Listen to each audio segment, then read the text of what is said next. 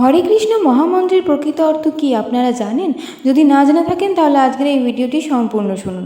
হরে কৃষ্ণ এই মহামন্ত্রটি 3টি শব্দ দ্বারা গঠিত হয়, যথা হরে, কৃষ্ণ আর রাম। আর এই 3টি শব্দের অর্থ কী চলুন জেনে নিই। প্রথম হচ্ছে হরে। এই হরে শব্দটি সংস্কৃত হরা থেকে এসেছে, যার দ্বারা শ্রীমতী রাধারানীকে সম্বোধন করা হয়। আর শ্রীমতী রাধারানী হচ্ছেন পরম শ্রীকৃষ্ণের আনন্দময়ী শক্তি। দ্বিতীয় হচ্ছে কৃষ্ণ।